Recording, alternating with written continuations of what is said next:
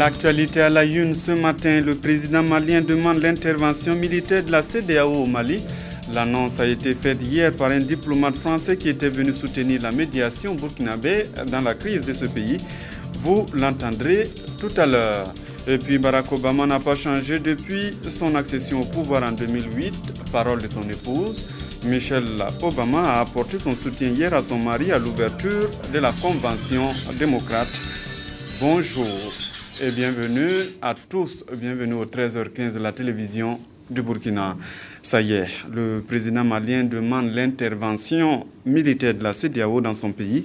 C'est le diplomate français Jean-Félix Fagagnon qui l'a annoncé hier à l'issue d'une audience à Kosiam. Il est venu soutenir la médiation du président du Faso dans la crise malienne. Maïmouna Traoré. Le message était celui de la disponibilité de la France à contribuer aux efforts des Maliens eux-mêmes et voir diplomatiquement comment nous pouvions continuer à assister les efforts de l'organisation régionale, la CEDEAO, et en tant que de besoin d'élargir l'implication de la communauté internationale dans d'autres enceintes, et en particulier au Conseil de sécurité. Voilà. Vous le savez sans doute, cette journée a été marquée par un développement assez significatif puisque nous venons d'Abidjan et donc le président Ouattara nous a informé que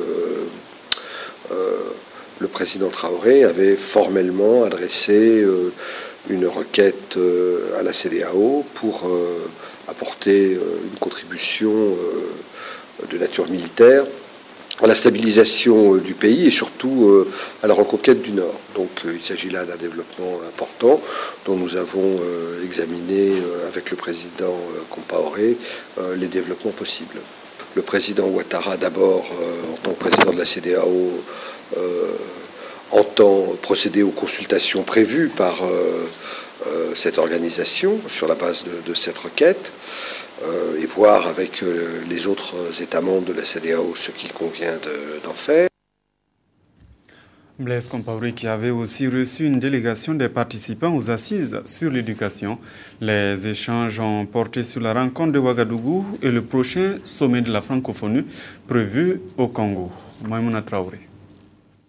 La délégation des participants aux assises sur l'éducation est venue échanger avec le président du Faso sur les enjeux de leur initiative, faire de l'éducation et de la formation professionnelle un pilier du développement. Les échanges ont également porté sur les préparatifs du sommet de la francophonie.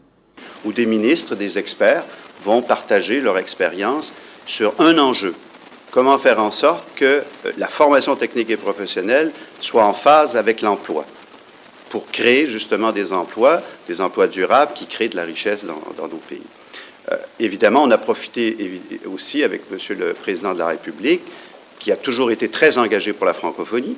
On n'a qu'à se rappeler de ce magnifique sommet qui s'est tenu ici même en 2005, et qui avait mis l'éducation au cœur justement des priorités de la francophonie, pour préparer le sommet de Kinshasa le mois prochain, premier sommet de la francophonie dans la région d'Afrique centrale et des Grands Lacs, et échanger avec lui justement sur la situation. Donc avec les ministres qui étaient dans la délégation, nous avons pu échanger et écouter les conseils avisés de Monsieur le Président de la République, tant dans le domaine de l'éducation et de la formation, qui pour lui est une priorité, que sur les autres enjeux du sommet de Kinshasa, qui seront les enjeux de l'environnement. La délégation sort de cette audience réconfortée par le soutien du président du Faso. Le président nous a dit qu'il est temps de passer de la théorie à la pratique. Je pense que nous en sommes conscients et nous ferons en sorte que la Confemène encadre la conclusion de ces assises-là et qu'au niveau de la francophonie, en relation avec l'OIF, la Confemène puisse travailler dans ce sens. Parce que la langue française est une langue qui est très aimée et très pratiquée en Afrique.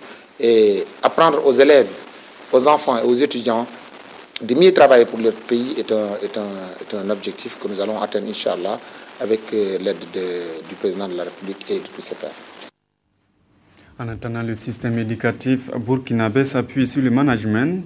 Du 27 au 30 août dernier, des conseillers pédagogiques des Hauts-Bassins étaient réunis pour définir les bases de la gestion des circonscriptions d'éducation de base. Les explications à propos de Christine Koulibaly.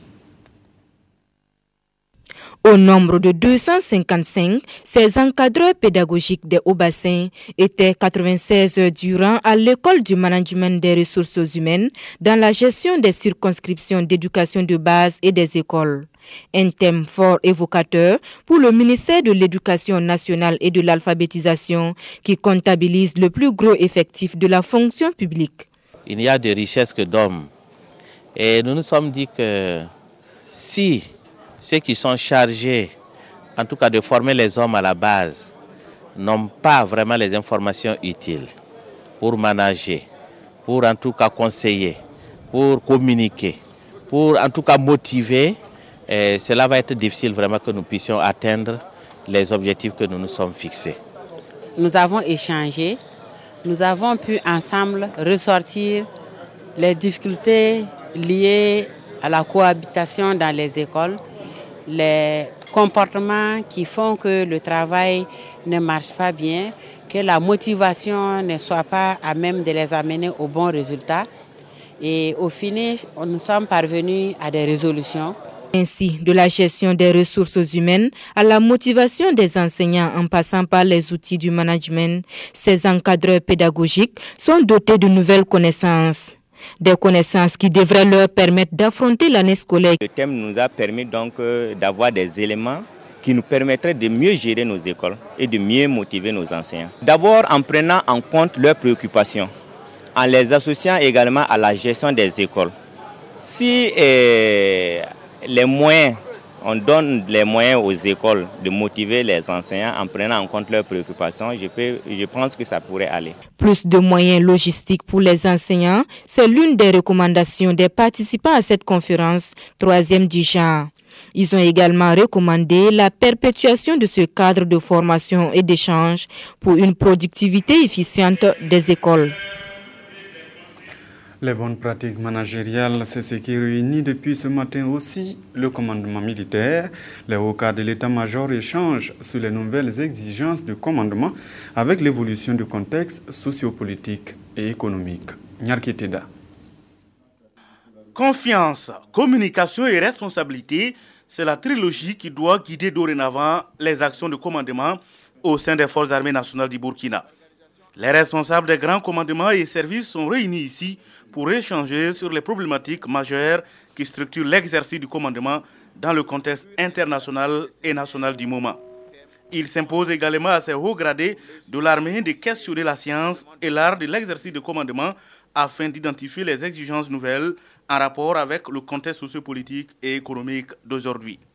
Hier déjà, commander était un exercice difficile, mais qui s'accommodait bien volontiers des vertus de l'obéissance entière, sans hésitation ni murmure. Aujourd'hui, le monde a pris des couleurs et bien des choses ont changé. Les différentes mutineries que les forces armées nationales ont connues nous administrent suffisamment la preuve que l'exercice du commandement est et demeure un des défis majeurs de la vie des armées. Ce forum se tient avec toujours en mémoire les mutineries de 2011. Et ces hauts cadres de l'armée se donnent alors 3 jours pour formuler une stratégie managériale efficace et fondée sur une nouvelle philosophie de commandement. Il s'agira donc de passer en revue l'exercice du commandement dans le contexte des mutineries afin de tirer tous les enseignements et pour permettre de renforcer les capacités managériales des différents chefs militaires. Donc c'est vraiment bien à propos et les thèmes retenus sont orientés non seulement sur ces enseignements, mais aussi sur tous les outils qui sont nécessaires aux chefs d'aujourd'hui pour exercer pleinement leurs responsabilités. La rencontre qui se tient aujourd'hui inaugure la série de concertations au profit des hauts gradés pour renforcer leur sens de responsabilité afin de faire de l'armée burkinabé une armée responsable, loyale, intègre et au service de la nation. Retour à Bobo Dioulasso où l'association Djenkadi lance une campagne de dépistage du VIH-Sida. Elle veut permettre à la population d'avoir son statut sérologique pour une meilleure prise en charge ou une prévention de cette maladie. Christine Koulibaly. Théâtre, forum, sensibilisation de porte à porte, campagne de dépistage volontaire du VIH au sida, c'est ce à quoi s'attelle l'association Djenkadi depuis sa création en 1994. 18 ans après, le combat de ces femmes contre le mal du siècle n'a pas faibli. Si on fait le dépistage, on peut savoir son chirurgie. Là, on est tranquille. Si tu n'as pas le sida, tu es tranquille. Si tu as le sida, on peut te sensibiliser aussi. Comment tu devais te comporter, comment tu dois te comporter. C'est pour cela qu'on a sensibilisé les gens, les femmes de nos associations de venir faire le dépistage. Du counseling au prélèvement sanguin, tout est mis en œuvre pour permettre à ces femmes de connaître leur statut sérologique. On donne toutes les informations nécessaires, tout ce qu'il y a dans le dépistage, avant le dépistage, après le dépistage, et tout ce qui est lié à la question de vieillesse. On donne tout le maximum d'informations aux clients qui veulent faire le test de dépistage. Et maintenant, en grand retour, c'est le client lui-même qui décide. Moi-même, je suis contente de faire ça. Puisque si je fais ça là, je suis assurée, même si j'ai le sida, c'est Dieu qui a voulu. Sinon, même si je n'en ai pas, je vais conseiller les autres. Et ce, d'autant plus que l'association ne se limite pas qu'au dépistage. En cas de séropositivité, elle a mis en place un système de suivi du porteur du virus en lui apportant un soutien tant sanitaire, moral que financier. C'est un casse-tête que de prendre les routes par ces périodes de pluie. À Ouagadougou, certaines artères sont presque impraticables, vous allez le voir. Certaines bitumes sont devenues des causes d'insécurité. Tous des artères de la ville de Ouagadougou avec Viviane Tendrebe-Ogo. Les usagers de l'avenue de la Liberté, l'ex-avenue 56 l'ont remarqué, la route s'est dégradée au niveau du marché Sankariari. Et pourtant, cela fait moins de 2 mois qu'elle a été inaugurée officiellement. Comment expliquer alors cette détérioration de la qualité du bitume à cet endroit précis de la route? Abdul Wahab Sarba, qui est un riverain, a une réponse à cette question.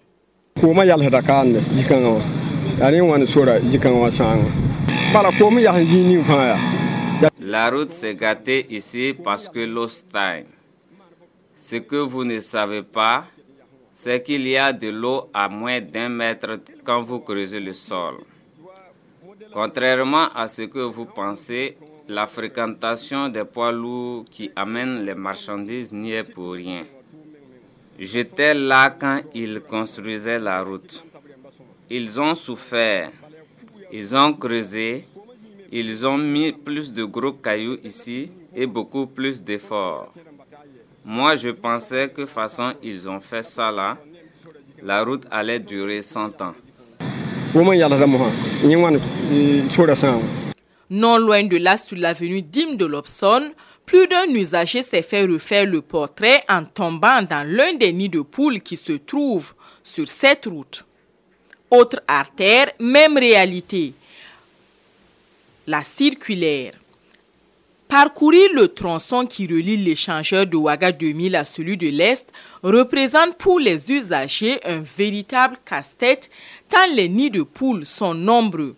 Mais la palme de la dégradation pourrait revenir à l'avenue Guillaume Ouedraogo. Ici, les petites plaques de bitume sont noyées dans la boue. Cela accroît les difficultés des candidats au permis de conduire dont c'est la voie de prédilection.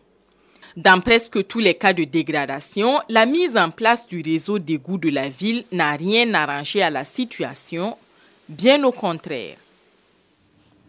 Même situation aussi à Dédougou qui manque de caniveaux. Vous allez le voir au secteur 3 par exemple, il y a des désagréments chez les citoyens. Constat sur place, Symphorien Somda. Les habitants de la ville de Dédougou ont, pendant cette saison d'hivernage, d'énormes soucis. Les routes sont obstruées. La raison, c'est le manque de canaux d'évacuation des eaux pluviales. Le résultat est là. Les routes sont truffées de trous, ou même inexistantes. Les usagers de la route jonglent comme ils le peuvent pour se frayer un chemin. Certaines voies sont confondues avec la nature. Par endroits, les chaussées sont transformées en poubelles. On se dit que les eaux de ruissellement vont faire le reste.